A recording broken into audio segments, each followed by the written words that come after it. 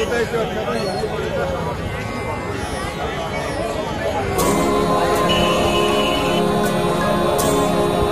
না, এদিকে না।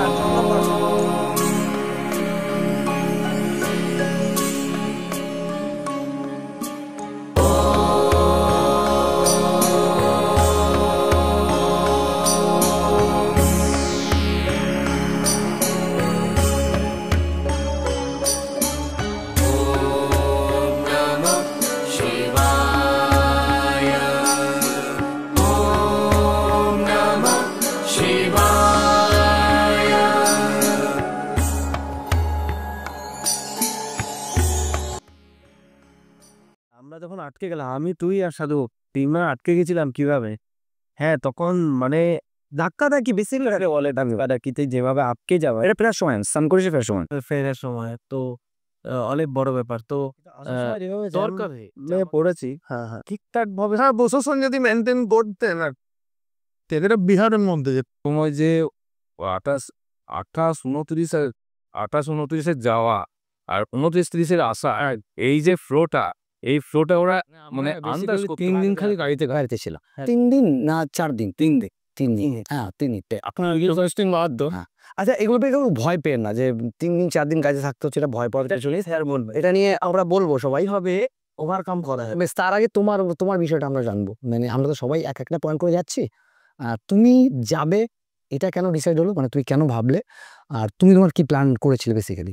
আমার ব্যাপারটা হচ্ছে, আমি যে ওই স্যার যেটা বললেন ওই মোক্ষ লাভ বা সব কিছু না, একবার কি এটা কিন্তু আমরা অনেক সিনেমাতেও দেখেছি বা অনেক বইও পড়েছি, কিন্তু আজকে এই 2025-এ কিন্তু কুম্ভমেলায় হারিয়ে গেলেও হয়তো সেটা সময় পেয়ে যাবে। মানে আমি বলি, এইবার যে ব্যবস্থাটা খাটানো হয়েছে, আপনি গিয়ে যে কোনো পুলিশের ক্যাম্প আছে, আপনি নিজের ভাষায় বলুন যে আমার বাড়ি অমুক জায়গায়, পশ্চিমবঙ্গের অমুক জায়গার অমুক জেলার এখানে। তারা না বুঝতে পারলেও আপনার ভাষাটাকে তাদের মতো কনভার্ট করে ঠিক আপনার সেই জেলার ম্যাজিস্ট্রেটকে বা সেই জেলার যে আইপিএস, যেটা পুলিশ অধিকর্তা আছে, তাকে কিন্তু খবর দেবে। এবং ঠিক আপনি সেই দিন না পারলেও আমি ঠিক 10 দিনের মধ্যে কিন্তু বাড়ি পৌঁছে যাবে।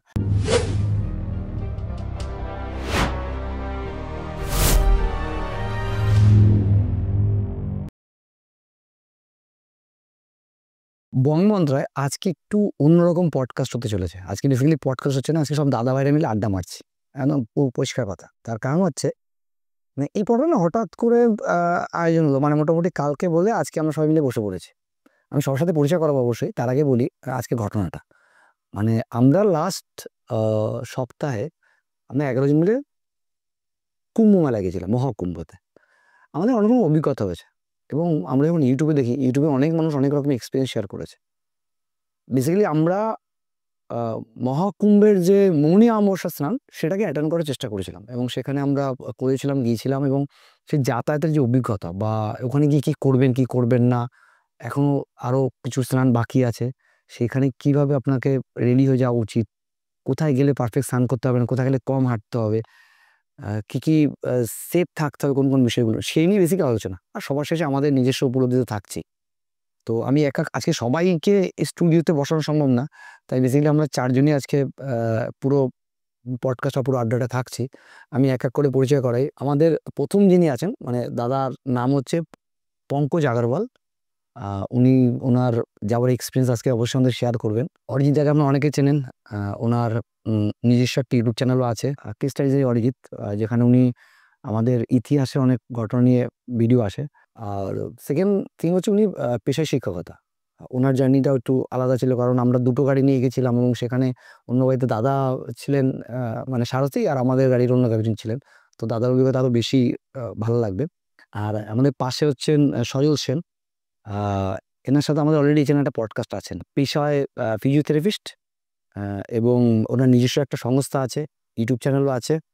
এগুলো নিয়ে আমরা টোটাল সবাই আলোচনা করব। আর আমাকে তো আপনার চেনেনি, যাই হোক চলুন। আজকে প্রথম যে প্রশ্নটা, সেটা আমি সবার আগে করবো অরিজিৎ দাকে। মানে তুমি আগে বলো যে তোমার যাওয়ার প্ল্যানটা কি করে শুরু হয়, মানে কি করে যাবে, বা তারপরে কি কি স্টেপ বাই স্টেপ শুরু করো? না, বিষয়টা প্ল্যান করতেই হবে কুম্ভতে যেতে গেলে। এটা আমি আমার ফেসবুকে একটা পোস্ট লিখেছিলাম তাতে অনেকে একটা বিতর্ক সৃষ্টি হয়েছিল, ফোন করে বলেছিল যে না এইভাবে বলছো কেন, ইয়ে করো। বিষয়টা হচ্ছে পোস্টে ছিল যে উঠলো বাই তো কটক যাই, এমনভাবে কিন্তু উঠলো বাই তো কুম্ভ যাই হয় না, তার জন্য পরিশ্রম এবং মানসিক প্রস্তুতি দরকার। আচ্ছা, তা বিষয়টা হচ্ছে যখন 14 তারিখে যে মকরের স্নান ছিল, তারপর থেকেই যখন এই কুম্ভ ব্যাপারটা ইয়ে হলো, তখন কিন্তু একটু পড়াশোনা করলাম। এবং আমার ওই চ্যানেলে আমি একটা শর্ট ভিডিও বানিয়েছিলাম, একটা লং ভিডিও ছিল। এবং পড়াশোনা করার পর মনে হলো যে 144 বছর পর এটা হচ্ছে, এবং ঠিক আবার 144 বছর পর সেটা হবে। একটা মহেন্দ্রক্ষণ, এখানে সান, মুন, আর্থ, জুপিটার, স্যাটার্ন এরা সব একটা অ্যালাইনমেন্টে আছে। এবং এই মহেন্দ্র যোগটা কিন্তু আবার 144 বছর পর, যদি আমার প্রজন্ম থেকে ধরি, তাহলে মোটামুটিভাবে 3 থেকে 4টে প্রজন্ম কেটে যাবে কিন্তু। তাহলে আমি কিন্তু আমার সামনে এবং পিছনে 6 থেকে 7টা প্রজন্মের কিন্তু সব থেকে লাকি। এবং তার সঙ্গে যোগ দিল আমার বাবা। অবশ্যই বাবা আমাকে নিজে থেকেই বললো চল এবার কুম্ভ থেকে। বাবার বয়সটা কত? বাবার বয়স হচ্ছে 63। আমার মাস্টারমশাই, যিনি আমার সঙ্গে সবসময় ঘোরেন, সুবীর কুমার মণ্ডল, তিনি আজকে ব্যস্ত আছেন, নাহলে তিনিও আজকে পডকাস্টে যোগ দিতেন। তা তার বয়স 58। আর বাবার এক বন্ধু, তিনিও ওই মোটামুটি 60+। তা আমি গিয়েছি 3জন বয়স্ক মানুষকে নিয়ে, যাদের বয়স মোটামুটিভাবে 55+।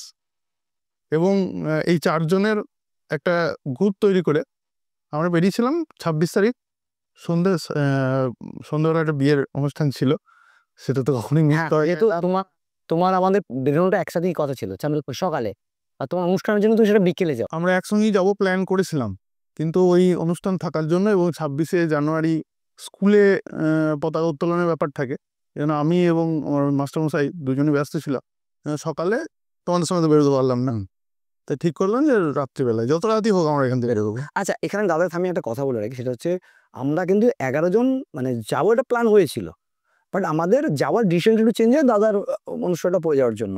বাট আমরা ওখানে থাকা থেকে শুরু করে সবটাই একসঙ্গে একসাথে হয়, এবং সেটা আমরা পরে আসছি। আপাতত দাদার যাওয়ার মানে যাওয়ার কারণটা বা যাওয়ার প্ল্যানটা কি হয় সেটা জানি, তারপরে বাকি কথা আছে। হ্যাঁ, তো ওই মকরের সময় থেকে যখন স্টাডি করা হয় যে কুম্ভ কি বিষয়টা, তখনই কিন্তু মনে হলো যে না এবার যেতে হবে। সুতরাং তখন থেকে পরিকল্পনা হলো 10 থেকে 12 দিনের পরিকল্পনা, যেটা রিপনের সঙ্গে আমি প্রায়ই আলোচনা করতাম। দাদাদের সঙ্গে হয়তো রিপন করতো, কিন্তু আমি তোমার সঙ্গে পরে একসাথে আলোচনা আছে আমাদের। এবং দুজনে পড়াশোনা করার পর এটুকু নিশ্চিত হলাম যে আমরা মৌনী অবস্থাতেই যাবো। কেন তখনই মহেন্দ্র খানের ব্যাপারটা আছে। এবার বিষয়টা হচ্ছে আমার মনে একটা জিনিস কাজ করছিল যে এখানে আমি জানি না যে মোক্ষ প্রাপ্তি কি হয়, এটা আগেও তোমাকে বলেছি মনে হয়।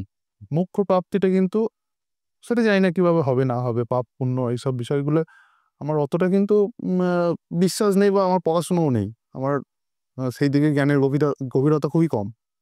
আমি একটা জিনিসই জানতাম যে এই ভারতবর্ষের মতো এত বিপুল জনসংখ্যার একটা দেশ, এবং সেখানে একটা সম্ভাবনা করা হচ্ছে যে 40 থেকে 45 কোটি মানুষ একত্রিত হবে, তাই তো? একদম। এবার কি এমন একটা আবেগ কাজ করছে যে মানুষ এত আবেগের সঙ্গে সেখানে যাবে?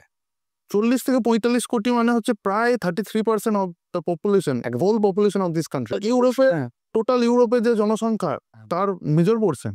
হ্যাঁ, আমেরিকার জনসংখ্যা হচ্ছে 25 কোটি প্রায়, আমি যদি ভুল না। হ্যাঁ, তাহলে ভাবুন, এবার পশ্চিমবঙ্গের জনসংখ্যা হচ্ছে প্রায় 12 কোটি। তাহলে একটা রাজ্য, একটা গোটা স্টেট, সেটা গিয়ে জড়ো হচ্ছে একটা জায়গায় যেটা হচ্ছে মানুষের আবেগ।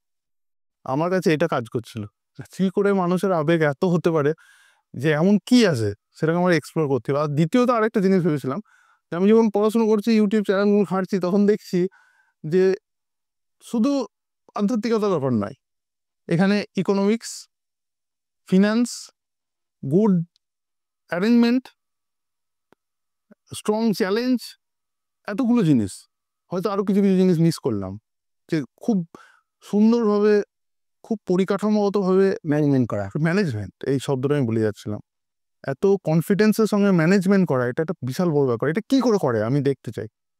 তো সেই তো চলে গেলাম কথা, তারপরে এগুলো সবই কমন এবং যা যা ঘটেছে তোমাকে তখনও বলেছি। তো ঠিক আছে বলবো। বাকিটা আরো আসবে। এবার পঙ্কজদার কথা বলি। পঙ্কজদা, তুমি কেন ডিসাইড করে যাবে? আর মানে এই ইচ্ছাটা জাগলো বা কেন? আর তুমি তোমার প্ল্যানটা কিভাবে করেছিলে? আমি বেসিক্যালি কোনো প্ল্যান করি আমার স্যার বিশ্বজিৎ স্যার হঠাৎ একদিন ফোন করলেন মাস দুয়েক আগে রাত 10:30টায় যে আপনি কুম্ভে যাবেন। আমার কোনো চিন্তা ভাবনা ছিল না। স্যার ফোন করার সঙ্গে সঙ্গে সঙ্গে সঙ্গে আমি বললাম হ্যাঁ স্যার শুনুন। সেই যে হ্যাঁ বলেছি, হ্যাঁ তখন থেকে আমার মানে মনের মধ্যে ছিল যে আমি কুম্ভে যাচ্ছি, মানে আমি যাচ্ছি। হ্যাঁ। এবার কীভাবে সেটা মানে তোমাদের উপর। আচ্ছা, বাকি হয়ে গেছে যোগ। এবার আছি আমি সজলদার কাছে। দাদা ভালো আছেন? হ্যাঁ। আচ্ছা, এই বাদা ভালো আছো এটা আমাদের সারাক্ষণ ছিল যাওয়া থেকে আসা পর্যন্ত। মানে আমরা বেসিক্যালি 3 দিন খালি গাড়িতে ছিলাম। 3 দিন না 4 দিন? 3 দিন। 3 দিন। হ্যাঁ, 3 দিন। আপনার ইউনিভার্সিটির বাদ হ্যাঁ। আচ্ছা, এগুলো পেয়ে কেউ ভয় পেয়েন না যে 3 দিন 4 দিন কাজে থাকতে হচ্ছে, এটা ভয় পাওয়ার কিছু নেই। স্যার বলবে এটা নিয়ে আমরা বলবো, সবাই হবে ওভারকাম করা যাবে। বেশ, তার আগে তোমার বিষয়টা আমরা জানবো। মানে আমরা তো সবাই এক একটা পয়েন্ট করে যাচ্ছি। তুমি যাবে এটা কেন ডিসাইড হলো? মানে তুমি কেন ভাবলে? আর তুমি তোমার কি প্ল্যান করেছিলে বেসিক্যালি? আমার ব্যাপারটা হচ্ছে আমি যে ওই স্যার যেটা বললেন ওই মোক্ষ লাভ বা সব কিছু না। একবার গিয়ে দেখতে হবে যে পুম্বর আমি এটাই তোমার মেইন মোটো সেটা। সেটা। কারণ আমি ওখানে দৌড় লাগিয়ে আর সবার মদও কিন্তু সেই একটাই। এটাই খুব আশ্চর্য যে অনলি ওয়ান প্রোডাক্ট আমি পৃথিবী পিকআপ হচ্ছে গিয়ে স্না। একটা ছোট্ট ওইটুকুনি জিনিস আমি স্না, তার জন্য কোটি কোটি লোক এমন কি আছে শুধু কত বড় আবেগ কাজ করলে একসাথে এত জড়ো। তো মানুষকে একটা রিইউনিয়নের মতো করে সবাইকে এক জায়গায় জড়ো করা যায় এবং সর্বস্তরে, আমি সনাতন ধর্মেরই বলছি, সর্বস্তর বলতে গেলে নাগা সাধু, হুম। ঠিক আছে, হুম। তারপর অঘরি। এইভাবে ভৈরবী সামথিং কিছু একটা বৈরাগী তো বৈরাগী বৈষ্ণব সমস্ত মানে সাধু সন্দেহ সাধারণ যারা ম্যানেজমেন্টে আছে, যারা প্রশাসনে আছে, তাদের আবেগটাও দেখতে হবে তারা কোন আবেগে এই কাজটা করে চলেছে। তাদেরও ভিতরে একটা আবেগ হলো আমার কাছে। মানে পুরোটা একটা মানে আমরা সবাই একটা ফোকাস যে যেন ওই জায়গাটা সাকসেস হয় এবং ভালোভাবে। ভালো হয় এইটাই আমরা কেন পডকাস্ট করা আস্তে আস্তেই কথা হচ্ছিল যে আমরা যেগুলো ফেসিং করেছি আর কি, যেগুলো ফেস করেছি ভালো মন্দ বোধ। আপনারা যাতে না ফেস করেন, একদম সুন্দর করে যাবেন, ঘুরে চলে আসবেন, মনেই হবে না কোথাও কোনো অসুবিধা আপনাদের হয়েছে। সেই কারণেই কিন্তু আমাদের আজকের এই পডকাস্টটা করা বা দেখা। একদমই না, আমি রিকোয়েস্ট করব কন্টিনিউ ভিডিওটা দেখুন একদম শেষ পর্যন্ত, এই কারণে কারণ এখানে অনেক ভালো ভালো তথ্য পাবে। হয়তো আপনার 10 মিনিট লাগবে এই ভিডিওটা দেখার জন্য, কিন্তু আপনি এই 10 দিন যে ঘুরে আসবেন না, খুব ভালো করে ঘুরে আসবেন। একদমই। আচ্ছা, এর মধ্যে একটা কথা বলে রাখি, আমাদের মধ্যে একজন গুরুদেব ছিলেন যার বয়স নিয়ার অ্যাবাউট 70 কাছাকাছি, কথা ঠিক তো?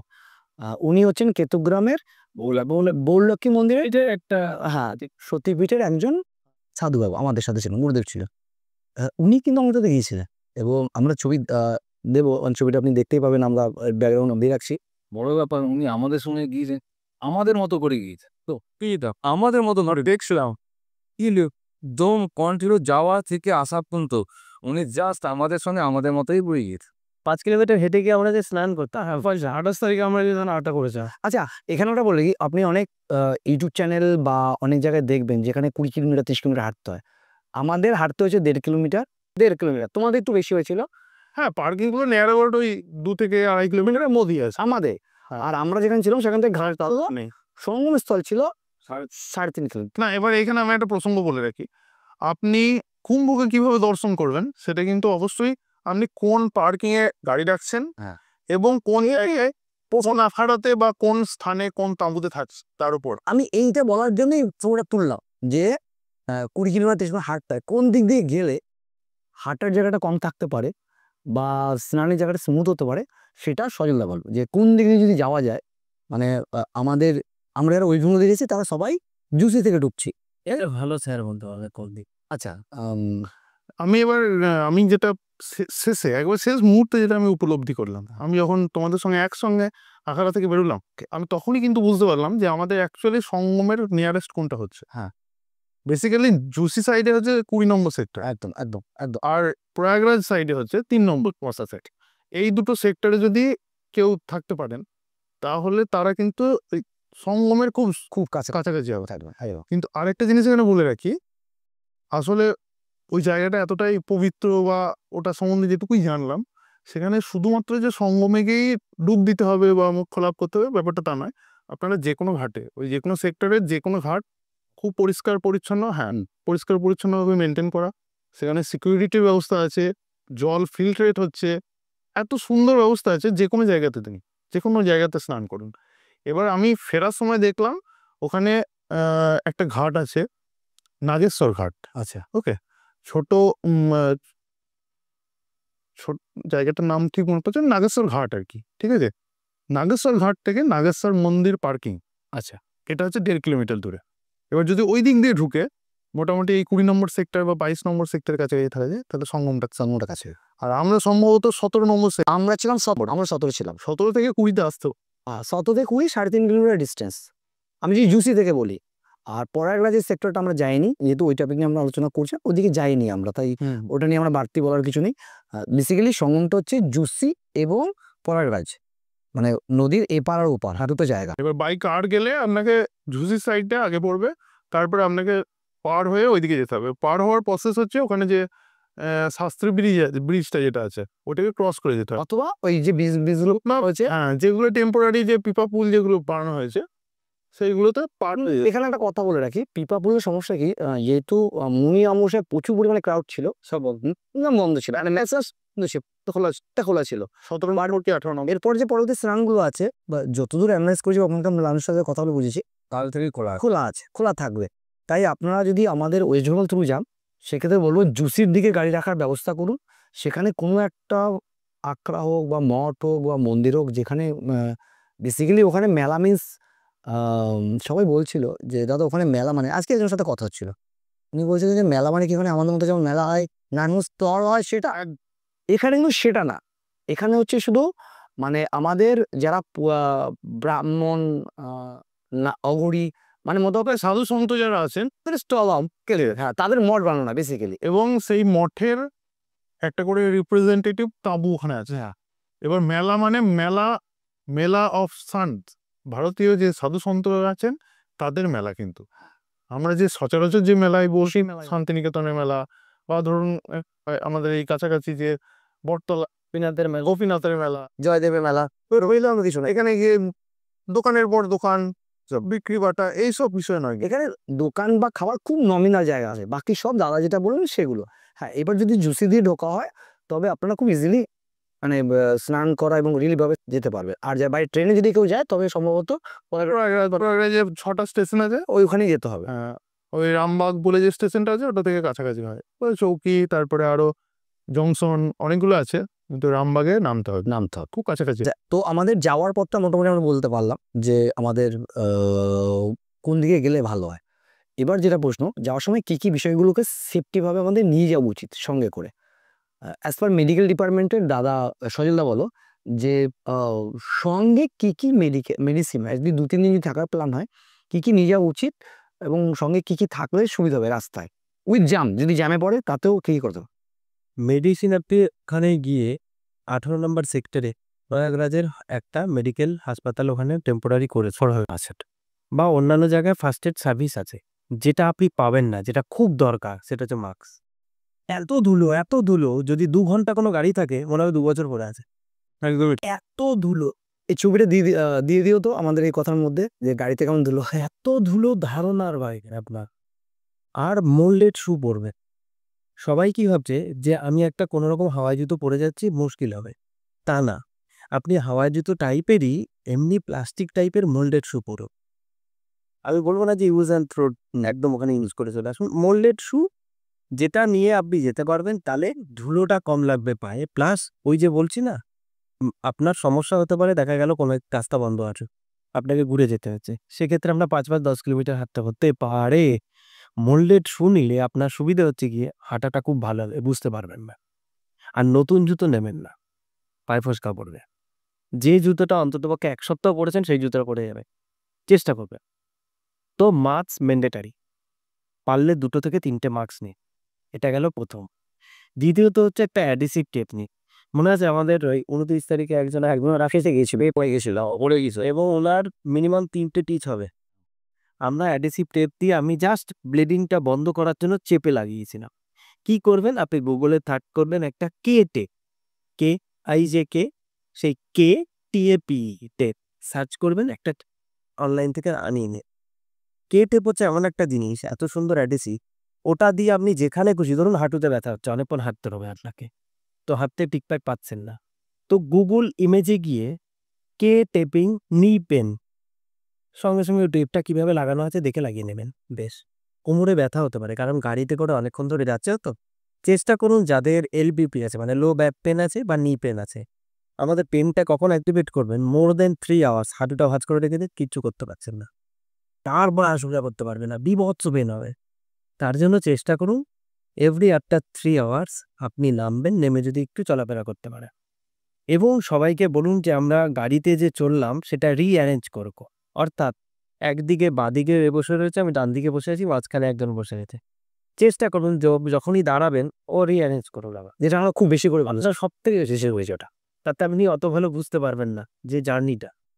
কেউ পেছনে বসছে, আবার 3-4 ঘন্টা পর যখন আমরা চা খেতে যাচ্ছিলাম, আবার পেছন থেকে সামনে চলে আসছে, আমি পেছনে চলে এবং গাড়ি চলতে হঠাৎ করে মনে হলো যে আমার কষ্ট হচ্ছে, আমরা রিঅ্যারেঞ্জ হয়ে এসে আমরা। রিয়ালাইজ করলে আপনি এই জার্নিটা কম বুঝতে না।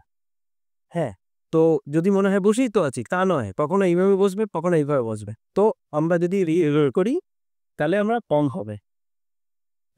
কোমরে ব্যথার জন্য এই টেপটাই কিন্তু আপনার খুব কাজে দেবে। গুগল ইমেজে যাবেন, গিয়ে লিখবেন টেপিং ব্যাক পে, দেখবেন দিয়ে দেবে। তো এই টেপগুলো হচ্ছে একদিকে অ্যাডহেসিভ থাকে আর উল্টো দিকে একটা কাগজের কাগজ থাকে, ওটা দিয়ে এরকম চেপকে লাগিয়ে দিলে হয়ে যাবে। সেটার কি, আর তার সাথে একটা রোল ব্যান্ডেজ নেবেন, সাদা রোল ব্যান্ডেজ, আর একটা যে কোনো পোভিডেন আয়োডিনের একটা অয়েন্টমেন্ট নেবেন, আর কিচ্ছু লাগবে না। এটা কেটে যান কারণ ধরুন 3টে সেলাই পড়বে, তাকেও কিন্তু কম্প্রেশন দিয়ে আটকে, ওইটা দিয়ে যখন আটকে যান, ওটা এত ভালো জিনিস যেখানে খুশি লাগানো। কারণ আমি যদি অ্যাডহেসিভ যে লিউকোপোর, হ্যান্ডসা প্লাস যাই নিই না কেন, ও ছোট থাকে, ও ছোটোখাটো একটুখানি হলেও ঠিক আছে, কিন্তু ওটা এত বড় কেটে গেলে ওটা লাগানো যায়। এটা একটা খুব জিনিস। তাহলে আমি মাস্ক নিলাম, এটা নিলাম। আর ট্যাবলেটের ক্ষেত্রে একটা প্যারাসিটামল নিতে পারেন, একটা আপনি PPI মানে যেটাকে আমরা বলি গ্যাসের ওষুধ, সেটা একটা নিতে পারি। আর আমাদের যদি খুব দরকার হয় মেট্রোজিল বা এই জাতীয় কিছু ডাক্তারের পরামর্শ অনুযায়ী এই 3 ধরনের জিনিস আপনি নিয়ে গেলে মোটামুটি সবই কভার আপ হয়ে যাবে। এই মেডিসিন নেওয়ার কারণটা বলি, মানে যেহেতু আমরা লং জায়গায় যাচ্ছি, মানে অনেকটা দূরে যাচ্ছি, 2-3 দিন তো থাকবেই, যাতে আপনার সাময়িক সমস্যাটা না হয়। ওকে, এরপরে আমরা যে টপিক নিয়ে বলবো সেটা হচ্ছে খাবার দাবার। মানে হ্যাঁ, এটা দাদা বলবে খাবার দাবারটা কেন, ট্রেনে গেলে তো কোনো সমস্যা নেই, আপনি ট্রেনে গেলে পেয়ে যাচ্ছেন, খাবার কিনে নিচ্ছেন যেখান থেকে খুশি।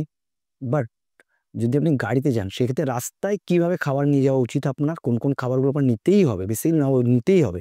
কারণ যদি জ্যাম হয়, জ্যাম হওয়াই স্বাভাবিক, কারণ প্রচুর মানুষের ঢল, অনেক গাড়ি যাচ্ছে, মানে আমরা যেটা বলি আমরা গলা চিড়ে কিন্তু প্রচুর খেয়ে প্রচুর খেয়েছি একদম পাচিয়েছে, দাদা নিয়ে নিয়েছিল বলে তাই 50 থেকে 52 ঘন্টা আমরা জার্নি করেছি, মানে আমাদের থাকতে হয়েছে।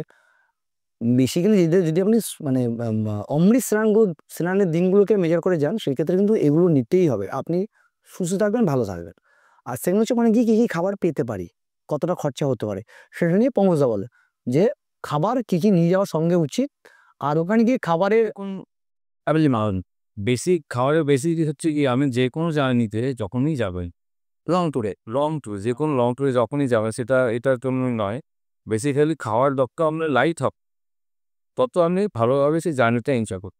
একদম আমরা করেছিলাম, আমরা যেমন সকালে চিড়ে মুড়ি ওইখানে যাওয়া করছি, চিড়ে মুড়ি, গাজর, কাঁচা গাজর, একটু ছোলা ভাজা, বাদাম ভাজা মিক্স করে এটাকে দুপুরে হয়তো কোনো আমরা যে আশ্রম ছিলাম ওখানে লাইট খাওয়া, জাস্ট একদম একদম রাইস, ডাল, ওয়ান টাইপ অফ সবজি, ওয়ান টাইপ অফ ভাজা, এই লাইট খাওয়া, জাস্ট এটাই।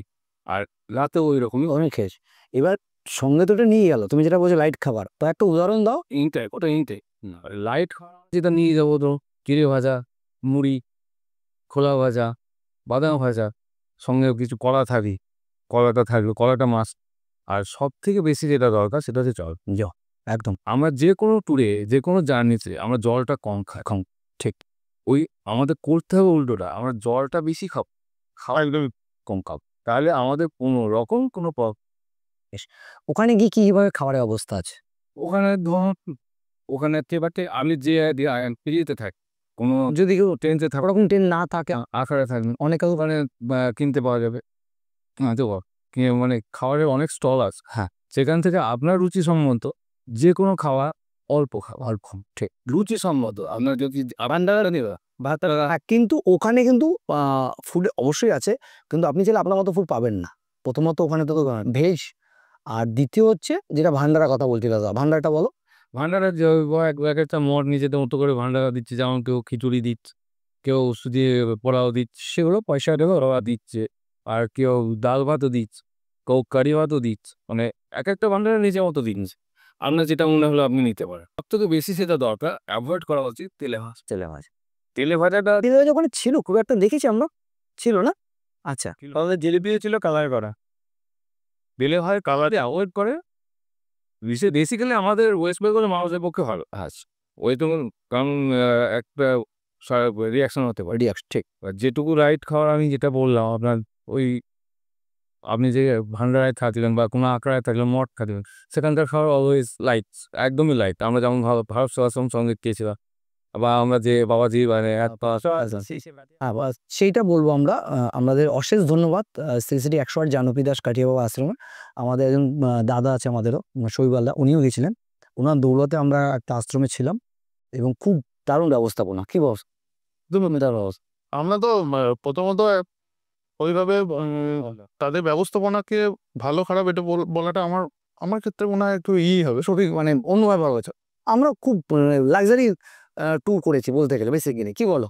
বিষয়টা হচ্ছে সেখানে গিয়ে আপনি একটা থাকার জায়গা পাচ্ছেন এবং সবথেকে বড় ব্যাপার হচ্ছে খাবার, যেটা আশ্রমে যেরকম পদ্ধতিতে খাওয়া হয় যেটা এসেন্স একদম যেটুকু মিনিমাম খাবার দরকার সেটুকু তারা সেটা সেবা দিচ্ছেন। এটা আমি সেবা হিসাবে মানে কিচ্ছু ছিল, this is not a resort, this is not a tent, এইসব কনসেপ্ট কিছুই নয়। যে আমার যেটা আমি ওখানে গিয়ে যেটা আমি ফিল করেছি যে কুম্ভ স্নানটা কিন্তু মুখ্য না। আচ্ছা মুখ্য হচ্ছে সেবা। সেবা যেটা আমরা গেয়েছি ঠিক আছে, এটা সেবা। দান আর দান তো ওখানে মানে এক একজন মানে কোনো যদি সন্ন্যাসী দেখুন, আমাদের সাথে যে গুরুদেব ছিলেন, যে সাধু বাবা ছিলেন, ওনাকে তো দাদা কি আমরা স্নান করে দিন পা ধুয়ে দিচ্ছে, নমস্কার করছে দিচ্ছে। ওই তো অনেকে ছবি তুলছিলেন ওনার শুনেছে স্নান করছে। মানে ওখানে যে মানে পুরোহিত বা ব্রাহ্মণদের বা যারা ধর্মগুরু বেসিক্যালি তাদের যে কি সম্মান ওখানে না গেলে বোঝা যাবে না। আর একটা কথা আমি বলে রাখি, দাদা জলের কথা বললেন, যেহেতু আমরা ওয়েদার চেঞ্জ করছি বা জায়গা চেঞ্জ করছি, দাদা যেটা বারবার সাজেস্ট করেছিল সেটা হচ্ছে কেনা জল খেতে। এটা বারবার সাজেস্ট করেছে। ওখানে জলও ভালো সেটা না, হ্যাঁ কেনা জল খেতে জলটাও ভালো ছিল। কিন্তু কেনা জলটা সুইটেবল পেটের জন্য, যাতে অসুবিধা না হয়। এবং জলের ব্যাপারটা বলি, জানি না তোমরা এটা খেয়াল করেছো কিনা, যখন আমরা ভারত সেবাশ্রম সঙ্গে গেলাম তখন গুরুজি যেটা বললেন আর কি, যে ওই জায়গাটার নাকি সেপ্টেম্বর মাস পর্যন্ত নদীর জলের নিচে ছিল এবং তারপরে এত সুন্দর টেকনোলজি ব্যবহার করে ওই জায়গাটাকে সমান করে সেখানে তাঁবুগুলো খাটানো হয়েছে, আন্ডার আন্ডার রোড পাইপলাইন, আচ্ছা পাইপলাইন ওয়াটার প্রতিটা জায়গায় একটা নির্দিষ্ট প্রচুর পরিমাণে ওটা একটা শহর বানিয়ে প্লেস। এবং জলের কোয়ালিটি পর্যন্ত মেনটেন করা হয়েছে।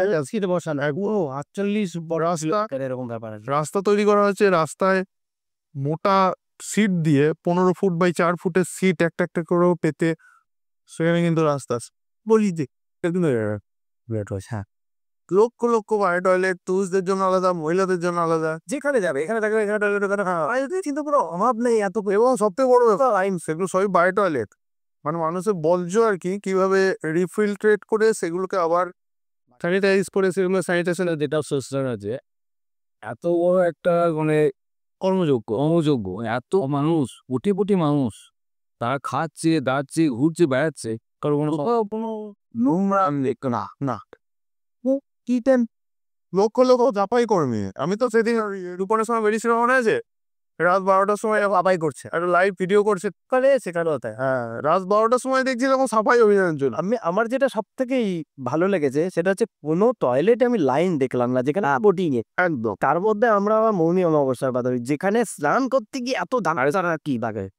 পারছি না এক জায়গায় দাঁড়িয়ে থাকতে, এ ধাক্কা দিচ্ছে ও ধাক্কা দিচ্ছে, হ্যাঁ আমি তো উঠে খুঁজেই পেলাম না। আরেকটা ভালো জিনিস সেটা হচ্ছে কি, একসাথে যদি আপনার তিনজনের খুব ইম্পর্টেন্ট কথা, এটা কিন্তু শুন, উনি কিন্তু হারিয়ে হারাবেনই হারাবেন। এইভাবে যেতে যেতে যদি আস্তে থেকে তাকিয়েছেন আর উনি যদি হচ্ছে তাকিয়ে সাথে সাথে দেখবেন নেই হাওয়া, আপনি চেষ্টা করেও খুঁজে পাবেন না।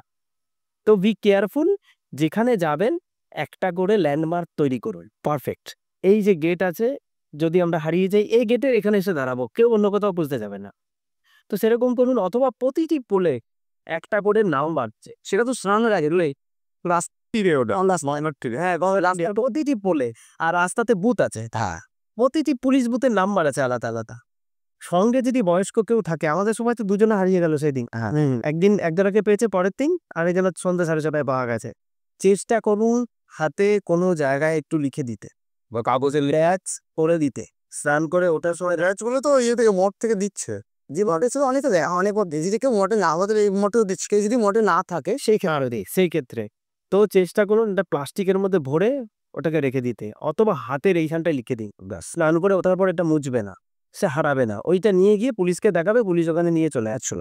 কারণ এটা তো সব থেকে বড় জিনিস আগে, হারিয়ে গেলে এবার তবে সাইকোলজিক্যালি কি তবে আমি যেটা দেখছিলাম আর কি, ওখানে যেটা বুঝতে পারলাম যে কুম্ভ মেলায় হারিয়ে যাওয়া, এটা কিন্তু আমরা অনেক সিনেমাতেও দেখেছি বা অনেক বইয়েও পড়েছি, কিন্তু আজকে এই 2025-এ কিন্তু কুম্ভ মেলায় হারিয়ে যাওয়াটা, হারিয়ে গেলেও হয়তো সেটা সাময়িক পেয়ে যাবে। তার মানে আমি বলি এইবার যে ব্যবস্থাটা খাটানো হয়েছে, আপনি গিয়ে যে কোনো পুলিশকে, যে কোনো পুলিশের ক্যাম্প আছে, আপনি নিজের ভাষায় বলুন যে আমার বাড়ি অমুক জায়গায়, পশ্চিমবঙ্গের অমুক জায়গার অমুক জেলার এখানে। তারা না বুঝতে পারলেও আপনার ভাষাটাকে তাদের মতো কনভার্ট করে ঠিক আপনার সেই জেলার ম্যাজিস্ট্রেটকে বা সেই জেলার যে আইপিএস, যেটা পুলিশ অধিকর্তা আছে, তাকে কিন্তু খবর দেবে, এবং ঠিক আপনি সেই দিন না পারলেও আমি ঠিক 10 দিনের মধ্যে কিন্তু বাড়ি পৌঁছে যাবে।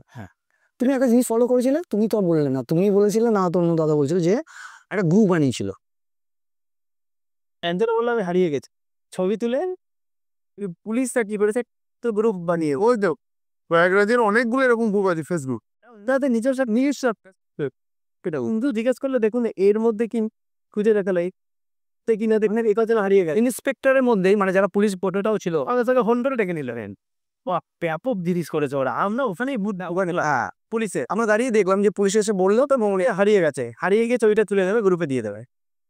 আর সত্যি উনি বলতে পারেন যে আমি কোন সেক্টরে, না পুলিশকে গিয়ে বললো আমি হারিয়ে গেছি, পুলিশ ছবিটা তুলে গ্রুপের মধ্যে দিয়ে দেবে, তাহলে সব কটা বুথের ওই লোকগুলো দেখতে চলে যাবে। আপনি গিয়ে পুলিশকে বলুন না এই ব্যক্তিটা হারিয়ে গেছে, ব্যাস। বাহ, উনি সঙ্গে সঙ্গে এটা এটা দাদা দেখি আমাকে নক করালো, এরকম দেখ এরকম কিছু একটা হচ্ছে, মানে একটু ভালো জিনিস করেছে ওরা। আচ্ছা, আর একটা প্রসঙ্গ আমি বলি, যেটা হচ্ছে গুগল ম্যাপ। কেউ যদি ইউজ করতে জানেন, মানে কেউ যদি গুগল ইউজ করেন, জানেন তো ভাই ইউজ করতে, তবে কোনো অসুবিধা নেই। না, তবে ফেরার সময় কিন্তু একটু সমস্যা হয়েছিল গুগল ম্যাপে। হ্যাঁ ওটা বলছি না, প্রথমত হাঁটতে কম হবে, আপনি ওয়েটা জানলে আপনার কোথায় যেতে হবে, সেটা কিন্তু বলে দেয়। এবার আমাদের যেটা মিসম্যাচ হয়েছে, যেটা আমরা গুগল ম্যাপ অত জায়গার মধ্যে গুগল ম্যাপটাকেও তো কেউ না কেউ সাজেস্ট করে, সেই ক্ষেত্রে অনেক সময় কি হয় যে সেক্টরটা শেষ একদম একদম। এবং সেখানে ব্রেকেট দেওয়া, তো যার ফলে ওইটা একটু সমস্যা হয়। বাট আদারওয়াইজ যদি আপনার গুগল ম্যাপ ইউজ করতে পারেন বা ইউজ করেন, আপনার অ্যাটলিস্ট 30% আপনি সেফ থাকছেন যে আপনাকে হাঁটতে তো হবে, আপনি লক্ষ্য আপনি ঠিকঠাক পৌঁছে যাবেন। এটা হচ্ছে ফার্স্ট পয়েন্ট। আমরা প্রথম দিন ওরকম ভাবেই প্রথমে হ্যাঁ গেছিলাম ওখানটা। আর একটা কথা, সেটা হচ্ছে যে কেউ যদি থাকার জায়গার প্ল্যান ছাড়া যান, থাকার জায়গা, সেক্ষেত্রে ওখানে থাকার জায়গারও খুব একটা অসুবিধা নেই। আপনি গিয়ে শুধুমাত্র কোনো যদি আখড়া বা কোনো যদি মঠে বলেন, তাদের জায়গা থাকলে ওরা অবশ্যই আপনাকে আশ্রয় দেবে। যদি একান্তই না থাকে, আপনি থাকার মতো জায়গাও পেয়ে যাবেন। সঙ্গে নিয়ে যাবেন, কম্বল নিয়ে যাবেন, ইত্যা আপনি সাপ্লাই নাও পেতে পারে একদম, ওখানে কিনতেও পাওয়া যায়, যদি দাম একটু বেশি। থাকা এবং খাওয়া পুরোপুরি আপনি কোনো না কোনো জায়গায় সেবা হিসাবে পাবেন। পাবেনই। এইবার যেটা মোস্ট ইম্পর্টেন্ট, আমি অরিজিতাকে প্রশ্নটা করব, যেটা হচ্ছে কেউ যদি গাড়িতে যেতে চায়, ট্রেনে যেতে গেলে কোনো ইস্যু নেই, আগেই বলা হয়েছে। অ্যাজ এ ড্রাইভ করে যদি যেতে চায় বা বন্ধু বান্ধবদের সাথে গাড়িতে যেতে চায়, সেক্ষেত্রে অ্যাজ এ ড্রাইভার তুমি তোমার এক্সপিরিয়েন্স, ড্রাইভার মিনস দাদা গাড়ি ড্রাইভ করেছে তার জন্য বলছি কথা, তো সেই ক্ষেত্রে তোমার এক্সপিরিয়েন্সটা বলো, ড্রাইভ করতে গিয়ে তোমার কোন কোন জায়গাগুলো সমস্যা হচ্ছে, কোন কোন জায়গায় যেমন ড্রাইভ করছে তাদের কোন কোন জায়গাগুলোকে মানে ভেবে যাওয়া উচিত। যদি ফ্যামিলি নিয়েও যায়, সেই ক্ষেত্রে গাড়িতে গেলে কোন কোন ব্যাপারগুলোকে মাথায় রাখা উচিত দাদা? হ্যাঁ, প্রথমে বলি যে আমার এই ড্রাইভ করার অভিজ্ঞতাটা এটা প্রথম নয়, এর আগেও আমরা বহু লং ড্রাইভ করেছি আর কি, 1000 কিলোমিটার 1200 কিলোমিটার পর্যন্ত গিয়েও তারপরে ফিরেছি।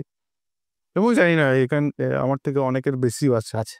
তবে এইটুকু জার্নিতে যেটা মনে হয়েছে যে আপনাকে কিন্তু মেন্টাল প্রিপারেশন নিয়ে যেতে হতে পারে, যে আপনি যেহেতু একটা 4 হুইলার কার নিয়ে যাচ্ছেন, তাহলে এটা নেসেসারি নয়, তাদের কাছে নেসেসারি নয় যে আপনি পার্কিংয়ে গেলেন, পার্কিং থেকে আপনি হেঁটে গেলেন, কিন্তু সেই পার্কিংয়ের ক্যাপাসিটিও তো লিমিটেড, তাহলে তার সেখান থেকে আগে আপনার দাঁড়াতে হতেই পারে। ইনফ্যাক্ট অনেকটা জ্যামে আমি ফেঁসেছিলাম, তাহলে সেই জ্যামে ফেঁসে থাকলে আপনাকে কিছু কি প্রিকশন নিতে হবে, যেমন তার জন্য পর্যাপ্ত পরিমাণে ড্রাই ফ্রুট বা কিছু খাবার দাবার, শুকনো খাবার যেগুলো বলে, বিস্কুট, চিড়ে ভাজা, মুড়ি, যার যেটা পছন্দ সেটা রাখুন। কিছু ফল রাখতে পারেন, জল রাখতে পারেন এক্সট্রা, যদি জল ফুরিয়ে যায় যেখানে অ্যাভেলেবেল আছে সেখান থেকে আপনি জল নিয়ে নিন। আর দ্বিতীয়ত হচ্ছে ইস্ট টু ওয়েস্ট এই রোডটাই ধরুন, ডাইরেক্ট যদি কেউ কলকাতা থেকে যান, কলকাতা থেকে এলাহাবাদ দিন, যেটা জিটি রোড, জুসি দিলেই হয়ে যাবে। একদম জুসি তো ওটা জায়গাটা না? এলাহাবাদ দিন, এলাহাবাদ জুসি ওপর দিয়ে যান, হ্যাঁ, সেখানে আপনি ইস্ট টু ওয়েস্ট যে রাস্তা আছে সেই রাস্তা দিয়ে। হ্যাঁ, রাস্তা ক্রস ভুল করে করো। আগে হয়েছিল কিছু হয়তো জ্যাম হয়েছিল, এরকম খবর শোনা যাচ্ছিল, বিভিন্ন মিডিয়াতে খবর হয়েছিল। ইনফ্যাক্ট আমি জ্যামে পড়েছিলাম। হ্যাঁ, বিচ্ছিরি জ্যাম, ওরকম অভিজ্ঞতা কখনোই হয়নি কো আমার। আমরা তো তোমার পরে গিয়েছিলাম, প্রথম দিন আমাদের পেছনে ছিল তোমরা। পিছনে ছিলাম, যাওয়ার সময় পিছনে ছিলাম। আমার কপাল ভালো ওদের থেকে, তার কারণ হচ্ছে ওরা 24 ঘন্টা সময় নিয়েছিল, আমি সেই জায়গায় 16-17 ঘন্টায় পৌঁছে গেছিলাম। আমরা জ্যামটা বেশি পেয়েছিলাম। তাহলে এটা আবার কপালেরও ব্যাপার যে কে কখন কোন জ্যামের মধ্যে ফাঁস। কিন্তু নিজে যদি সঠিক হতে থাকেন, মানে উল্টো ক্রস, অনেকে বলছে, সাজেস্ট করছে যে এই দিকে যান, হাজারিবাগ হয়ে ঘুরে যান, কেউ ডালটনগঞ্জ হয়ে, কেউ আবার ওইদিকে জনপুর বা মির্জাপুর ওই দিক দিয়ে ঘুরেও যাচ্ছে, সেক্ষেত্রে গিয়ে বেনারসে উঠতে হবে। আবার কেউ বক্সা হয়ে যাচ্ছে, অনেক রাস্তা যে কেউ আবার ডালটনগঞ্জের কথাও শুনছিলাম আজকে, যে ওই দিক দিয়ে ঘুরে গিয়েছিল, তারা পৌঁছেছে। কিন্তু আমার মনে হয় সেসবের প্রয়োজন নেই, কেননা এই জ্যামের ব্যাপারটা কিন্তু তাদের নজরে এসেছে এবং খুব স্মুথ একটা কিন্তু কানেক্টিভিটি তৈরি হচ্ছে। করতে হয়েছে। কিন্তু আসার সময় যেভাবে জ্যামে পড়েছি, হ্যাঁ, সেটা তো ঠিকঠাক ভাবে হ্যাঁ, প্রশাসন যদি মেনটেন করতেন, আর এটা বিহারের মধ্যে যে সময় যে 28-29 যাওয়া আর 29-30 আসা, এই যে ফ্লোটা ওরা মানে আন্দাজ করতে পারে না, তাই প্রো মানে ইউপি থেকে যতটা স্মুথ পেয়েছে, বিহারে আমাদের খুব খারাপ লেগেছে। বেসিক্যালি দাদার খুব খারাপ লেগেছে। আমার আছে বিহারে, আমাদের সবারই, আমাদের ঝাড়খণ্ডে কিন্তু খুব স্মুথ হয়েছে। যে বড়াই দেখা বারহির পর থেকে কিন্তু ধানবাদ হয়ে আমরা যখন এলাম তখন খুব স্মুথ। এই ট্রাফিক কোলাপসটা হওয়ার পর থেকে 3টে স্টেটের প্রশাসন নড়ে চড়ে বসে, একদম কোনো ট্রাফিকের জ্যামের কোনো খবর নেই। তো যেভাবে আমরা পড়েছিলাম, 1 ফুট করে গাড়ি এগোনো খুব মামাটি করে এগিয়েছে। এটা একটু আমাদের জার্নিকে একটু ছোট একটা বাজে অভিজ্ঞতা হয়েছে। এটাকে তুমি যদি দুঃস্বপ্ন বলে ছেড়ে দাও, ওভারঅল গোটা জার্নি কিন্তু আর বেসিক্যালি খারাপ লেগেছে মহাকুমারী। হ্যাঁ, এই ছুড়ে দাঁড়িয়ে থাক 2 দিন। হ্যাঁ, মানে তা এগুলো একটুখানি প্রশাসন আগে থেকে বসে প্ল্যান করলে করলে পরে যে মোড়গুলোতে যে কিভাবে করবে, আর কিছু ব্যারিকেড দেওয়া, তারা তো আর আমাদের কাছ থেকে সাজেশন দেবে না। অ্যাকচুয়াল জ্যামটা হয়েছে ধানবাদের পর আপ টু সাসারাম পর্যন্ত, সরাসরি ব্যাস ওয়াসের আগে ওদিকে সাউথ এসে না, বা ধানবাদ উপনাতে যে জ্যামটা সাসারামের ওই দিকটাও জ্যাম ছিল না, ধানবাদের অন্তই অঙ্কে। বাট এখন আমরা যতদূর দেখতে পাচ্ছি বা শুনছি বাকিদের সাথে, যারা এখন গেছে, অনেক ইজি, অনেক জার্নিংয়ের চাপ আর নেই। এইবার আমরা শেয়ার করছি যে আমাদের স্নান করার দিনের অভিজ্ঞতাগুলো। অলরেডি আমরা যাতায়াত, খাবার, মেডিকেল, আশা করি উত্তরগুলো আপনি সবই পেয়েছেন। এবার আমরা আমাদের এক্সপিরিয়েন্স শেয়ার করছি স্নানের। আমরা মোটামুটি 3 দিন স্নান করেছি সবাই। 3 দিন স্নান, ওই আমরা যেহেতু 27, 28, 29 ছিলাম, 3 দিন আমরা স্নান করেছি। স্নান করতে যাওয়ার পথগুলো তোমরা এক এক করে বলো যে তোমাদের কার কেমন এক্সপিরিয়েন্স ছিল, স্নান করার মুভমেন্টটা কেমন ছিল। আর যে দুর্ঘটনাটা ঘটেছে সেটা নিয়ে আমরা একটা ছোট্ট কথা বলবো সবাই মিলেই। সেদিন আমরা ছিলাম ওখানে, এবং আমাদের যেখানে আমরা ছিলাম সেখান থেকে 2-3 দিন গেছিল ওই রাতেই, তারাও ওরকম ঘন্টা অজ্ঞান হয়ে গেছে। তাদেরও এক্সপিরিয়েন্স আমরা শেয়ার বলবো তারা কি বলেছে আমাদের। তো দাদা, তোমার স্নান করার দিন, মানে যেদিন নৌনি অমাবস্যা বেসিক্যালি, বা যদি আমরা সব থেকে বলো আমরা 28 দিনে স্নান করেছি বেস্ট। তো তোমার ওভারঅল স্নান করার এক্সপিরিয়েন্স কেমন ছিল?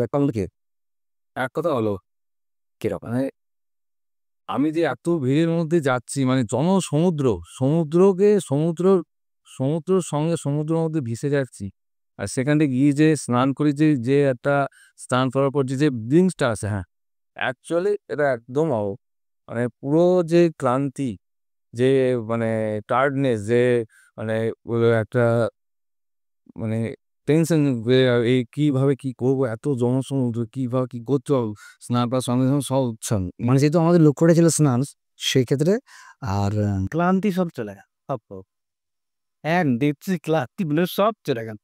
তোমার স্নান করার দিন সম্ভবত আমরা একসাথে যাচ্ছিলাম, তো চলে যাচ্ছিলাম। আমি একদিনই স্নান করেছিলাম। তুমি বাকি দুদিন পর আচ্ছা যাই হোক, ওই দিনটা তোমার কেমন লাগলো ওভারঅল? মানে 28 তারিখ করেছে তো না, তো 29 তারিখ করো, আচ্ছা 28 তারিখ করেছিল। ওই দিন আমরা একদম সঙ্গমে হেড টেলে মাথা হয়েছে ওই দিন তোমার কেমন কেমন লেগেছে, মানে কেমন লেগেছে পুরোটা?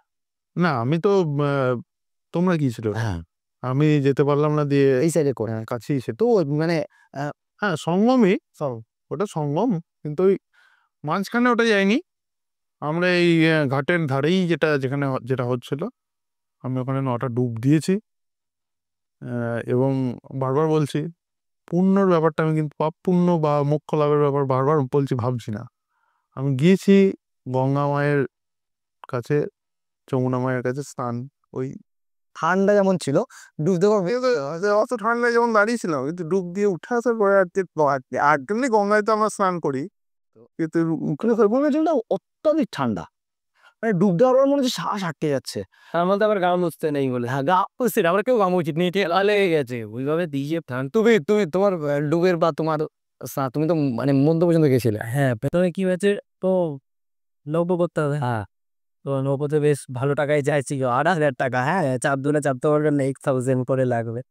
তো ওই কয়েকটা গাছ কে কার কথা শোনে হাসি বাজাচ্ছে, ও করে শহর লোকজন একদম ব্যারিকেড সামনের দিক থেকে করে ওটা মানে টোকে এই যেদিকে পাচ্ছে দমন হচ্ছে, আমি মাঝ গঙ্গায় স্নান করতে, মানে গঙ্গা আর যমুনা আছে, এদিক থেকে গঙ্গা আসছে, এদিক থেকে যমুনা, জলটা স্রোত যেখানে হচ্ছে 20 সেক্টরটা ছিল, আর ওইদিকে 3 নাম্বার ছিল, এই মাঝখানটা হচ্ছে সঙ্গম অ্যাকচুয়ালি, কারণ এখন জল শুকিয়ে গেছে, সঙ্গম তো এদিকে বোটাটা, হ্যাঁ ওটাটাই সঙ্গম। আপনি প্রায় যে ঘাটগুলো করেছে প্রতিটি সঙ্গমের জন্য করা হয়েছে। তো একদম আমাদের টার্গেট হচ্ছে ওই সেখানে গিয়ে স্নান তো যাওয়া। কিন্তু হ্যাঁ, যদি সাঁতার নাও জানেন কোনো চিন্তা নেই। আপনার অবাক লাগবে যে যেটুকুনি জল আছে সেটুকুনি জলে আপনার কতটা ডুববেন কিনা। কিন্তু হ্যাঁ, সঙ্গমের যখন আমরা মানে মধ্যে যাচ্ছিলাম, জলের স্রোত ছিল খুব, এইটা ব্যাপার। আর একটু স্রোত ছিল, জলও কম ছিল, কিন্তু মাঝে মাঝে হট করে খাল হয়ে যাচ্ছিল, কোনো জায়গায় এইটুকু হাঁটু সমান, কোনো জায়গায় মাজা, কোনো জায়গায় মনে হচ্ছে আর একটু বেশি জল হতে পারে। তো একমাত্র যেখানে নৌকোর লাইন ছিল অত আমরা যেতে কভার করতে পারিনি, কারণ আগে পর্যন্ত আমরা যতটা পেরেছি গেছি। ডুব দেওয়ার ফিলিংস হলো ঠান্ডা, মানে ওইটা আমার শুনতে খুব ভালো লাগছে। প্রথমে তো ভীষণ ঠান্ডা লাগলাম, তো নামবো কি না, হ্যাঁ প্রথম যখন 3টে ডুব দিলাম, তারপরে দেখলাম না তরগরম হয়ে গেল, তা আবার 3টে ডুব, তোর আবার 3টে ডুব ওটা। এই ওঠার পর কিন্তু আর সেই ঠান্ডা লাগবে না। আমি যেটা জানতাম না সেটা হচ্ছে গা মোছা। আচ্ছা, আমি জাস্ট গাটা মুছতে যাব, সঙ্গে সঙ্গে এক সিকিউরিটি বলছি, ইয়া पर किस लिए आया है? नहाने के लिए आया है तो? হ্যাঁ, বললাম যে হ্যাঁ, তো মুছতে নেই। ঠিক আছে তাহলে আমি মুছলাম, দিয়ে উঠে বলি। ওখানে লোক বলছে, তুমি এসে বললে যে গামছে আই মুছতে গেছে, তখন বলছে এমন ভাবে বলতে, আমি ভাবলাম কিছু একটা করে ফেলেছি। যারা সাঁতার টাতার জানে না তাদের জন্য কোনো অসুবিধা নেই, হ্যাঁ না দাদার সাথে যান না, সব থেকে বড় কথা আমার দাদার সাথে যান না। পর্যন্ত সিকিউরিটি আমিও জানি না। কেন সিতু সিকিউর আচ্ছা আমার রোলিং ব্যারিকেড দেওয়া আছে। আর আমাদের টিমের একটা মহত্ব বলি, সেটা হচ্ছে আমাদের সব থেকে যে সিনিয়র ছিল সে ছিল 70+, 70+, আর সব থেকে জুনিয়র ছিল দাদার ছেলে, আর পত্রের মতো নাকি 16 বছর বয়স। তো আমরা সব থেকে ম্যাক্সিমাম ছিল আমাদের টিমে, সব থেকে জুনিয়র ছিল আমাদের টিমে। তো ওভারঅল আমাদের এক্সপিরিয়েন্সটা না, মানে সেই ভাষায় বলা যাবে না যে আমরা কতটা ফিল করেছি। এইবার আমরা প্ল্যান করলাম, সবই ঠিক আছে, আসার সময় কিছু কিছু সমস্যার সম্মুখীন হয়েছে।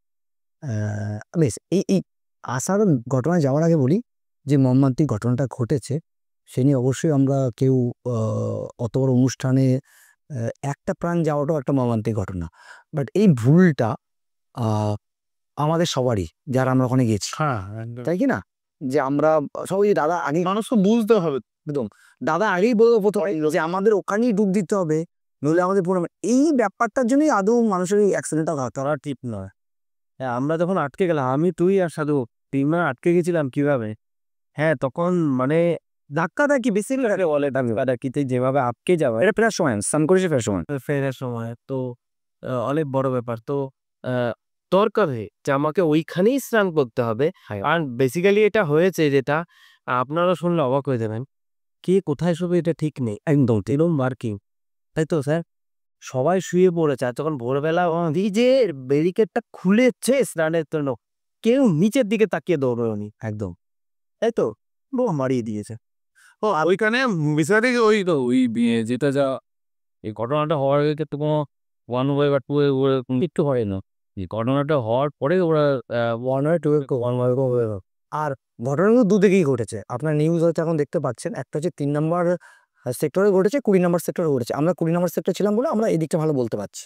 তো বেসিক্যালি শোয়ার জায়গাটা বলছিলে যে শোয়ার জায়গায় অ্যাকচুয়ালি আমরা যেমন মনে আছে আমরা ২৮ তারিখে ফিরছিলাম যখন স্নান করে ওখানে, অনেকে শুয়েছিল। মানে মানুষজন এত আবেগী যে তারা গিয়ে আমাকে নির্দিষ্ট সময়ে গিয়ে ওখানেই ডুবটা দিতে হবে, এবং তার জন্য তারা ওই বিকেল থেকেই কিন্তু তারা ওইখানে আসো। আমরা যেরকম রাস্তা দখল করে থাকি কোনো শোভাযাত্রা দেখা, ঠিক লড়াই ঘটনাটা। রাত্রি পুজো বা এই রাস পূর্ণিমার সময় দেখবেন জায়গা দখল করে বসে থাকে সবাই। তা ঠিক সেই রকমের আর কি প্রচুর লোক গিয়ে ওই গঙ্গার তীরে কেউ বসেছিল, কেউ দাঁড়িয়েছিল, কেউ কেউ ক্লান্ত হয়ে শুয়ে পড়েছে।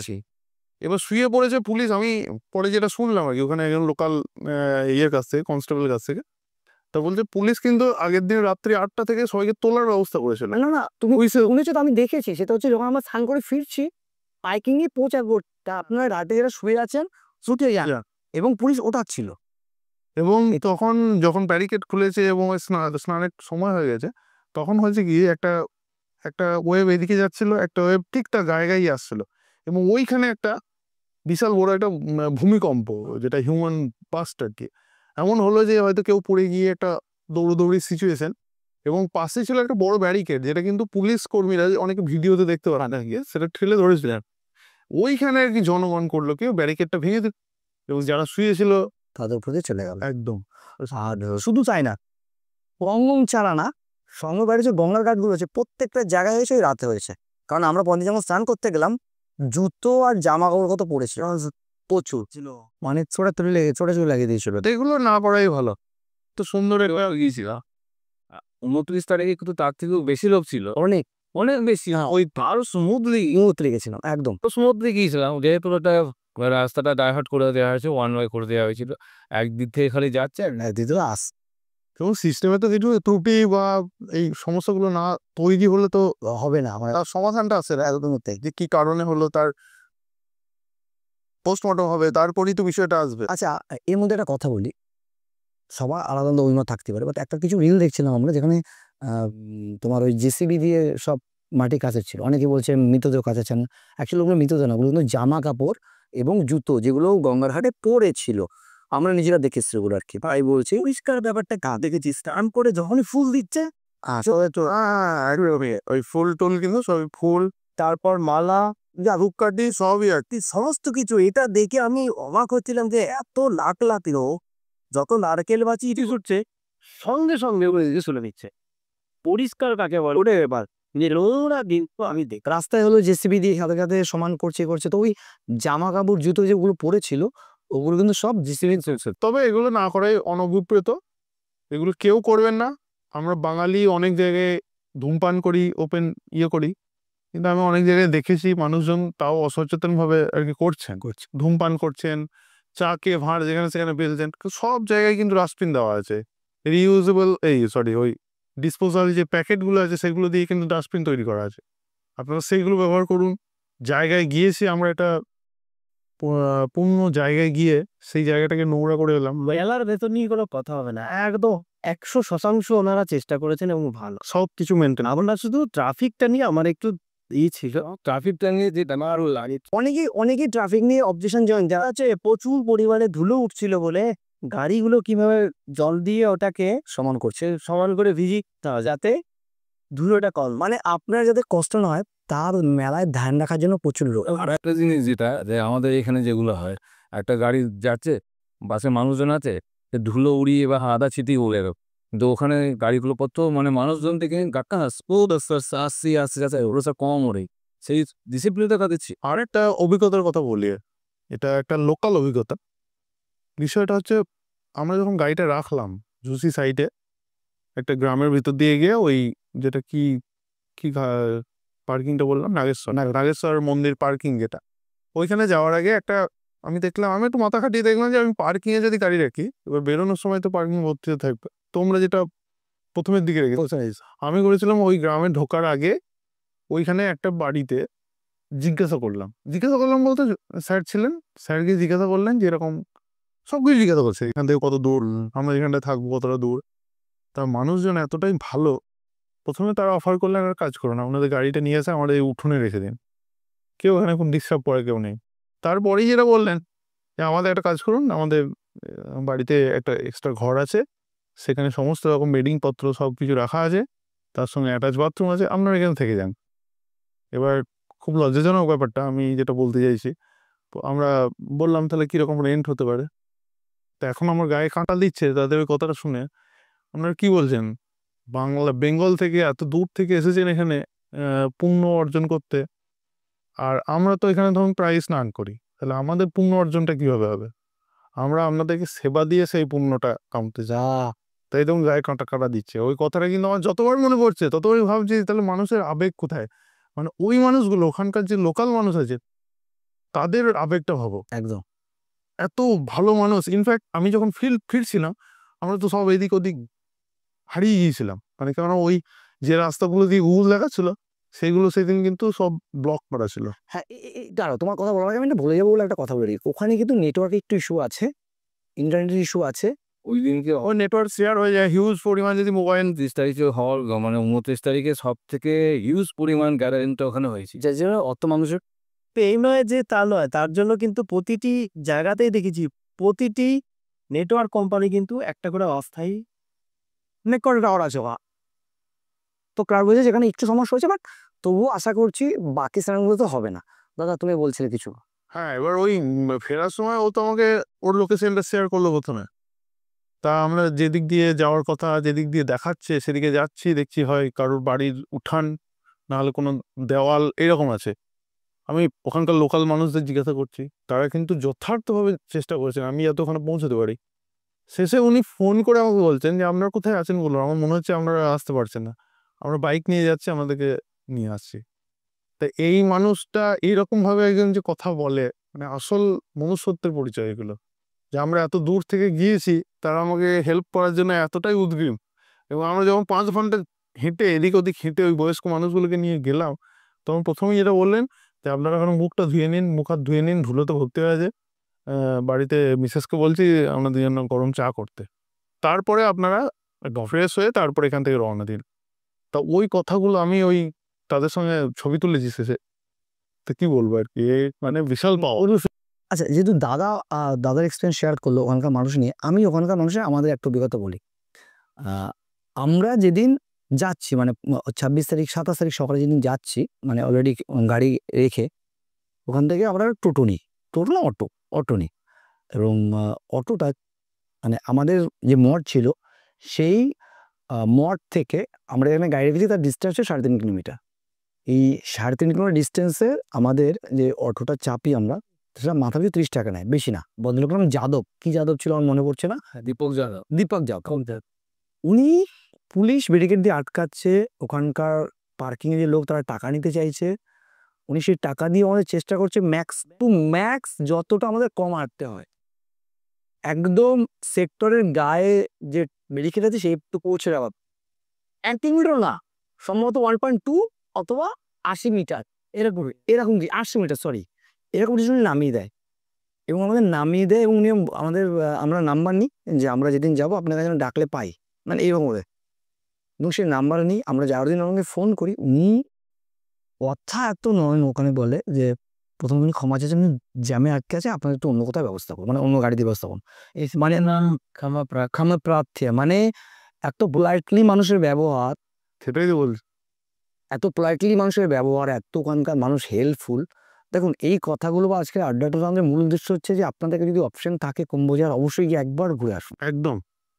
আজকে অনেক নিউজ, অনেক ইউটিউব চ্যানেল, অনেক খবরে অনেক করা হচ্ছে, অনেক কিছু হচ্ছে, বাট আমাদের রিয়েল অভিজ্ঞতা দিয়ে বলছি, যদি অপশন থাকে প্লিজ বাড়ির মা বাবা হোক বা ছোট হোক, বাচ্চা, ওখানে বাচ্চার কোলে বাচ্চা থেকে শুরু করে 80-90 বছর বয়স্ক লোকদের দেখেছি ওখানে মেলাতে। ঘুরে আসুন, কোনো চাপ নেই, কিছু নেই, যদি একটু ঠিকঠাক প্ল্যান করতে পারেন, যদি ঠিকঠাক একটু ম্যানেজ করতে পারে, কোনো রকম সমস্যা নেই, পরিকল্পনা করে যান। একটু পরিকল্পনা করে। ওভারঅল বেসিক্যালি যেটা বলা, যদি অপশন থাকে অবশ্যই একবার ঘুরে আসুন কুম্ভ। কারণ হ্যাঁ, সত্যি দাদা যেটা প্রথমে বলেছিলেন যে আমাদের হয়তো আগে পিছনে 2-4টে প্রজন্ম এই মহাকুম্ভতে উপস্থিত হওয়ার সৌভাগ্য হবে না। আগের মানুষ বলতো যে কুম্ভ গেলে নাকি পুণ্য হয়, পুণ্য হচ্ছে বা হবে কিনা জানি না, বাট হ্যাঁ ভালো লাগবে, মানুষের জমায়েত দেখবেন, নিজের একটা স্যাটিসফ্যাকশন হবে। যেখানে যা খবর আছে, যা দেখছেন আপনারা, সেটাকে নেগেটিভ আলোচনা অনেক হচ্ছে, আমার মনে হয় নেগেটিভ কোনো জায়গা আছে। আমাদের সবার ওপিনিয়ন সেটাই, আমরা যারা সবাই গেছি, কারণ আমাদের সাথে সব থেকে ছোটও ছিল, সব থেকে বয়স্ক মানুষও ছিল, বাকি আমরা সবাই সবার মতো আলাদা করে বলছে যে অবশ্যই যান, এটা অপশন থাকলে যান, একবার ঘুরে আসুন। দাদা তুমি কি বলবে এই পরিপ্রেক্ষিতে লাস্ট একদম শেষে, যারা যেতে চাইছে? অবশ্যই যা।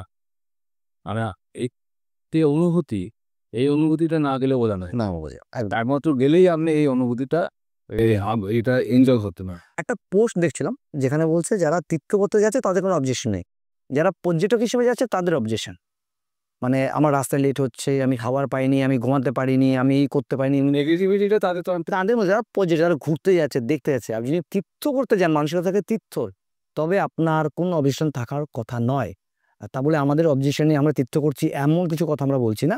বেসিক্যালি আমি বলতে চাইছি যে কথাটা, সেটা হচ্ছে যে আপনি স্নান করতে চান, উদ্দেশ্য হচ্ছে এইটা, যাতায়াতের পথে যেটুকু সমস্যা হচ্ছে বা হবে সেটা কিছুটা আমাদের জন্য হয়, আমরা ক্রিয়েট করেছি, বাকি ওরাও খুব ভালো এনভায়রনমেন্ট। দাদা বলো। হ্যাঁ, আবেগ কি? আবেগটা জানতে গেলে আপনাকে যেতে হবে। একদম, আবেগটা জানতে গেলে আপনাকে যেতে হবে যে এত মানুষ কেন যাচ্ছে। অরিজিৎ দা তুমি বলো। কেন, আমি তো প্রথমে বলেছি যে এটা কয়েকটা প্রজন্ম সেই সুযোগ পাবে না, বঞ্চিত হবে। তা আমি সেই সুযোগ পেয়েছি, আমি অবশ্যই ভাগ্যবান মনে করছি নিজেকে। আর দ্বিতীয়ত হচ্ছে যে ভারতবর্ষকে কেন সাধু সন্তের দেশ বলা হয়, আধ্যাত্মিকতার দেশ বলা হয়, সেখানে গিয়ে অবশ্যই জানতে হবে। একদম এখানে স্বামীজি, নেতাজি সুভাষচন্দ্র বোস, ঋষি অরবিন্দ, সবারই কিন্তু বক্তব্য আছে ধর্ম নিয়ে, ধর্মের গোড়ামি নিয়ে, ধর্মের অন্ধতা নিয়ে, সবকিছু, অন্ধভক্ত, অন্ধভক্তি, এই সমস্ত বহু কিছু নিয়ে বহু মহাপুরুষদের বক্তব্য আছে। কিন্তু সেইগুলো কিন্তু এই পরিপ্রেক্ষিতে নয়। আমি ফেসবুকে অনেক নেগেটিভ আলোচনা শুনছি, ইউটিউবে আলোচনা শুনছি, দেখছি যে এইটা করলেই কি পুণ্য হবে। না, পুণ্য কেন হবে? পুণ্য, পাপ, পুণ্য, এই বিচারগুলো অন্য জায়গায় হবে। কিন্তু এখানে এলে আপনি দেখতে পারবেন যে ভারতবর্ষের যে আসল যে আধ্যাত্মিকতার যে জায়গাটা, যে এত সুন্দর একটা, যে হতদরিদ্র থেকে উচ্চবর্ণ, অর্থবান, ধনকুবের, সবাই কিন্তু একটা জায়গায় এসে একত্রিত, সমাজে মিলেমিশে একবারে এত বড় একটা মিলন ক্ষেত্রে পরিণত হয়ে গেছে। আমি সেই জন্য বলবো এই উপলব্ধিটা করতে অবশ্যই চান। তুমি কিছু বলছিলে? হ্যাঁ, এই প্রসঙ্গে বলি যে পুণ্য কি? গঙ্গা স্নান করলে কি আমরা পুণ্য পাওয়া সব ঠিক একদমই এটা নয়। পুণ্যর আসল স্রোত হচ্ছে আমার কর্ম। একদমই ঠিক। একদমই। আপনি কি কর্ম করছেন, কি চিন্তা ভাবনা করছেন, ধরুন আপনার বিবেক কি বলছে, তার উপর নির্ভর করছে আপনার পুণ্য আর পাপের থেকে পরিকাঠামো। একদম। সরলদা কেন যাবে? তুমি কেন সাজেস্ট করছো? না, একটা তো দেখে আসা উচিত, না হলে কেন যাবে এটা আবার আমি একটু অন্যরকম ভাবে বলি। যখন এটা চলে যাবে তখন সে বুঝতে পারবি একবার বেরোতে একবার গেলে ভালো হতো, তোরাই ওর জন্য যাওয়া যাওয়া দরকার। আরেকটা বলবো যেটা বলছিলাম, এটা নিয়ে একটু কন্ট্রোভার্সি হতে পারে, তারপরেও বলবো যদি বাবা মার সাথে যান, হতো ধরুন পুরো আমাদের এই জানুয়ারি থেকে 26-এ ধরতে মেন মেন যে স্নানগুলো আছে না সেগুলো বাদ দিয়ে যাবে, ঠিক একদম ওটা খেয়ে যা, বা বাড়ির ছেলেকে কন্ট্রোভার্সি ঠিকই বলে। হ্যাঁ কিছু মনে করেন না, ওই কটা বাদ দিয়ে যান, কিচ্ছু বুঝতে পারবেন না। আর বন্ধুরা গেলে যে কোনো দিন যান, বন্ধুরা গেলে আপনি দিয়ে যেতে পারেন, হ্যাঁ তাহলে চলে যায়। আর নেগেটিভ যে সমস্ত কথাবার্তা হচ্ছে সেগুলো পুরো কান তো বা অনেকে বলে 20 কিলোমিটার হাঁটতে হচ্ছে, 30 কিলোমিটার হাঁটতে, 40 কিলোমিটার করে হচ্ছে 10 থেকে 12 কিলোমিটার হাঁটতে হবে, যেহেতু আপনি স্নান করতে যাবেন, নিতে হবে। যেহেতু শ্রীরামকে আপনি যাবেন, ওটা হাঁটার জায়গা, ওখানে আমি জার্নি হচ্ছে আমরা দেখলাম। সেটা হচ্ছে ওখানেও কিন্তু অনেক লোক আছে সেবা দেওয়ার জন্য বাইক নিয়ে বসে আছে একদম। বাইক নিয়েও সামান্য কিছু পয়সা রাখছে আর শেষে ওটা নিয়ে 200 টাকা চাইছিল। নিয়ে গিয়ে বয়স্ক লোক ওই আর একটা জিনিস দেখেছি আমি, হয় তোমরা সবাই দেখেছো হয়তো, অসুবিধা নেই। সেই ভ্যান টাইপের যে গাড়ি, সেখানে বয়স্কদের নিয়ে যাচ্ছিল, ওটাও দেখেছি যে যারা বয়স্ক আছে তাদের ভ্যান টাইপের ভ্যালিডেশনে যেমন খেলাতে বলতো নিজস্ব ই রয়েছে কিছু কিছু জনা, ওরকম যেগুলো অ্যানাউন্স করছে না, হ্যাঁ বুড়া বাচ্চা সেবা কেন্দ্র হারিয়ে যাওয়ার জন্য সমস্ত বিষয় আছে, কেউ না কেউ ভুলে পান কেউ না, হ্যাঁ না, তো কোনো অসুবিধা নেই, ওনাদেরকে রিকোয়েস্ট করলে পরে কিছু টাকা দিলে পরে নিয়ে যাবে, দাম করিয়ে নিয়ে দেওয়া যাবে। মানুষের সেবা করাটাই তো আসল ধর্ম, একদম এটাই এটাই শেষ কথা। আত্মতুষ্টি হোক। মানুষের সেবা করো, ধর্ম এমনি হবে। আর সেই সেবা দেখতে গেলে কুম্ভই কমে যেত। আর যদি শেষ সেবা শেষে আমার একটা ওপিনিয়ন থাকে, সেটা আমি সবাইকে বলবো যে যেতে হবে, স্নান করতে হবে। যাতায়াতের পথে কি হচ্ছে না হচ্ছে ডাজ নট ম্যাটার, হেল্পফুল মানুষ প্রচুর আছে। আর অ্যাক্সিডেন্ট হওয়া বা কিছু সবকিছু আপনার হাতে থাকে না, বাট আপনি আপনার সাবধানতা বজায় রাখুন। মানে ওই মহা স্নানের দিন গিয়ে, অমৃত স্নানে গিয়ে আমি ঘাটে থেকে 3:30 স্নান করতে হবে, যেটা বলছিলাম, এই টপিকটা আমরা মিস করে গেছি, সেটা আমি প্রসঙ্গটা তুললাম যে আমাদের যে আশ্রমে ছিলাম সেখানে 2 জন আর 4 জন ভদ্রলোক হ্যাঁ ভোরবেলা 3:30 উনি স্নান করতে গেছে, ওখানেই করবেন। কি কোথায়? যেখানে নাগা শুধু স্নান করে, আর পাশে ওনাকে করতে হবে। এবং ওখানে করতে গিয়ে উনি বিপর্যয় হয়েছে, এবং উনি নিজে বলছে যে আমি 7 বার মরছি, 7 বার বেঁচেছি, মানে আর আবার কষ্ট হয়েছেও না। কিন্তু সেই সাপেক্ষে আবার আমরা তো পরের দিন গেছি, আমাদের সাথে অনেক মানুষ রয়েছে যেখানে কোনো চাপে নেই। তো আপনার সাবধানতা যদি আপনি বজায় রাখতে পারেন, পূর্ণমত স্যাটিসফ্যাকশন তীর্থ, আমি একসঙ্গে তীর্থ করিনি, আলাদা কথা। আমি প্রথমবার কুম্ভ মেলা গেলাম, আমিও প্রথমবার। বাট আমিও তো আমরা সব মানে আমি তীর্থ মানে কোথায় ঘুরতে যাই, ঘুরতে ওইভাবে যাইনি, একদম সমাবেশে। তো ডেফিনেটলি আপনার ভালো লাগবে এবং একটা আলাদা ফিল পাবেন। আলাদা মানে কোনো আধ্যাত্মিক বা আমি কিছু বলছি না, বাট একটা স্যাটিসফাইড ফিল। আজকে পডকাস্টে যে আমাদের উদ্দেশ্য, যে আড্ডাটা হচ্ছে, যে মানুষগুলো নেগেটিভ ভাবছেন বা আমরা আসার পর যে আমাদের ফিলিংস, আমি পডকাস্ট শুরু আগে দাদা সবাই বুঝে গেল আমি এই পডকাস্ট নিয়ে খুব এক্সাইটেড। মানে বেসিক্যালি আজকে আমাদের কোনো স্ক্রিপ্ট নেই, আমাদের আলোচনা অনেক বুঝতে হবে। যদিও পডকাস্ট স্ক্রিপ্ট থাকে না, অনেক সিরিয়ালি আরো করা হলো আপনাদের জন্য। একদম ওটা হচ্ছে গিয়ে কোনো অসুবিধা যাতে না করেন, কিভাবে ঘুরে আসলে আপনি শান্তিভাবে ঘুরে আসতে পারেন।